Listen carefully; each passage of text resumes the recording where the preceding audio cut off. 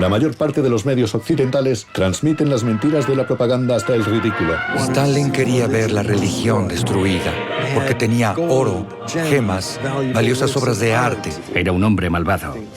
Para él, la libertad humana y la vida humana significaban muy poco. Hacia el final de su vida se vuelve cada vez más violentamente antisemita. Si defines el éxito como el logro de las metas, tuvo mucho éxito.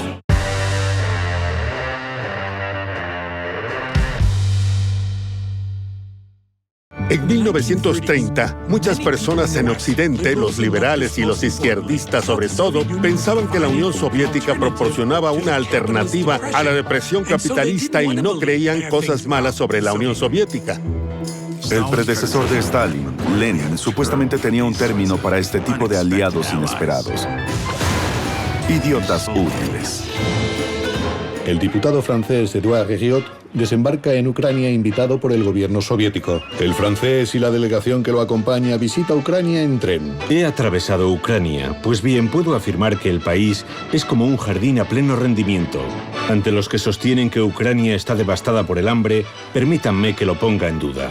La verdad es que limpiaron las calles antes de su llegada. Los trabajadores que encontró eran figurantes. Les habían enviado alimentos. Édouard Herriot cayó en la trampa de la propaganda. Stalin llevó la táctica aún más lejos.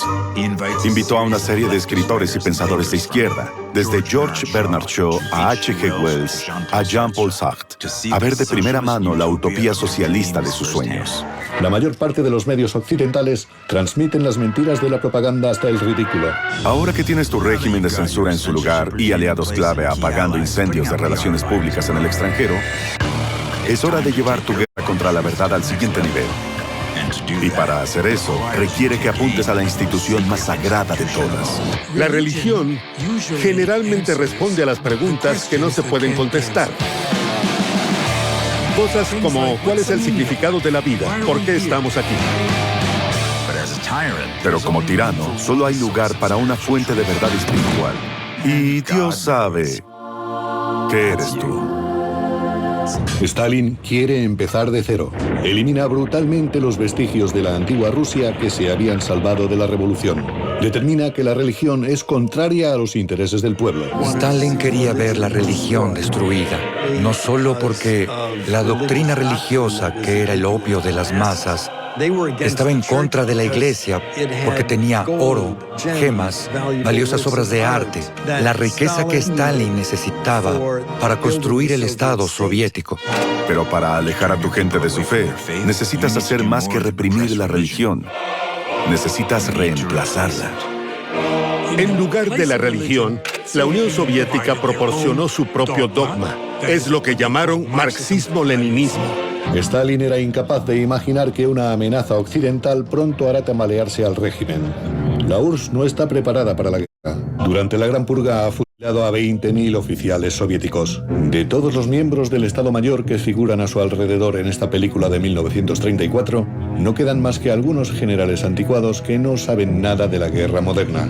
Para ponerse al día, Stalin necesita tiempo. En agosto de 1939 consigue llegar a un acuerdo in extremis con Ribbentrop, el enviado de Hitler a Moscú. Los dos gigantes firman un tratado de no agresión, pocos días antes del estallido de la Segunda Guerra Mundial. 22 de junio de 1941. Las fuerzas aéreas alemanas atacan la entonces conocida como URSS. Hitler alcanza sus objetivos bélicos: destruir a su mayor enemigo, el comunismo, y a su líder, Stalin. Sus fuerzas han invadido Polonia, Francia, Bélgica, Holanda, Dinamarca, Noruega, Yugoslavia y Grecia. Ahora avanzan hacia Leningrado, Kiev y Moscú, la capital de la Unión Soviética. Debido a sus reiterados errores, Stalin es el único responsable del desastre, pero no quiere admitirlo. Como de costumbre, busca culpables. Los miles de soldados que se rinden se convierten en traidores a sus ojos y sus familias serán deportadas. Contra los desertores, envía al frente unidades especiales encargadas de vigilar a los soldados. Sus órdenes son muy explícitas. Stalin comenta con su macabro sentido del humor: en mi ejército, avanzar es menos peligroso que retroceder. En Moscú, todos los hombres de entre 16 y 50 años son movilizados. La llamada de Stalin al patriotismo y el sacrificio de todos ellos darán sus frutos. El ejército alemán se encuentra a pocos kilómetros de Moscú. La capital es bombardeada todos los días. Stalin se niega a abandonar la ciudad y ordena a la población cavar trincheras antiblindados. Prohíbe dar un solo paso atrás. Si lo haces, te fusilan. Nos siguen unos policías que disparan contra todo aquel que retroceda. La salvación de Moscú ha costado 300.000 muertos. Los alemanes, que no han conseguido tomar Moscú, quieren conquistar este paso hacia el petróleo del mar Caspio. En total, 2 millones de hombres morirán en Stalingrado. Mientras la suerte del mundo se juega en Stalingrado, al menos 3 millones de soviéticos se convierten en prisioneros, muchos de ellos apresados por la policía para cumplir las cuotas fijadas por Stalin y compensar la alta tasa de mortalidad en los campos. Esta inagotable mano de obra esclavizada es una importante contribución a la economía de guerra. Por primera vez desde el principio de la guerra, Stalin ha decidido prudentemente no intervenir y dejar actuar a su jefe de Estado Mayor, el general Zhukov. Todos los invasores de Rusia, excepto los mongoles, cometieron el mismo error: no hacer caso del pronóstico del tiempo. Napoleón no lo hizo, ni Hitler tampoco. Se dice que los generales enero y febrero son los más temibles del ejército ruso. A los ojos del mundo, es el primero que consigue doblegar a Hitler. Para el mundo entero, el gran triunfador de Stalingrado es Stalin, que luce en su nuevo uniforme la gran estrella de mariscal. El 2 de mayo de 1945, las tropas rusas entran en Berlín. La guerra ha terminado. Potsdam, Alemania, 17 de julio de 1945. Stalin se reúne con el presidente estadounidense Truman y los primeros ministros británicos Churchill y después Attlee para discutir los detalles de la paz. Después de la conferencia de Yalta, les exige simple y llanamente la mitad de Europa. Es decir, todos los países que ha liberado su ejército durante la guerra. Los aliados aceptan las exigencias de Stalin. Después de 5 largos años de guerra, Occidente no tiene el coraje de enfrentarse a él. Para el pueblo ruso, el precio de la victoria es desorbitante. 70.000 pueblos han sido arrasados y 26 millones de personas han muerto durante el conflicto. Accede a celebrar elecciones democráticas, por supuesto, pero como el mismo Stalin decía, lo importante no es quién vota, es quién cuenta los votos. Y eso era algo que hacía él mismo. Después de 20 años de dictadura personal, el dirigente de la URSS está en la cresta de la ola. Para celebrar la victoria, se organiza un espectáculo grandioso con miles de figurantes.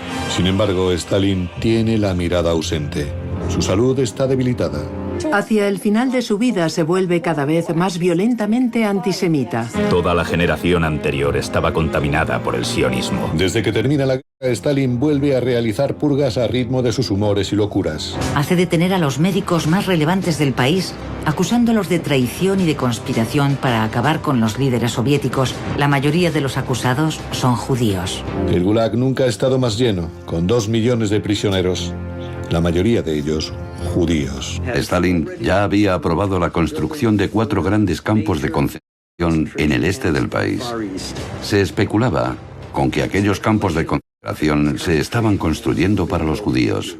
Pero la última purga de Stalin no llegará a producirse. 4 de marzo de 1953. Esta vez, quien acaba de morir es Stalin. Estaba sentado en un sofá, iba bien cargado, había bebido mucho. Parece ser que sufrió un ataque al corazón. Se cayó de lado y estuvo haciendo sonidos borboteantes 1 o 2 horas.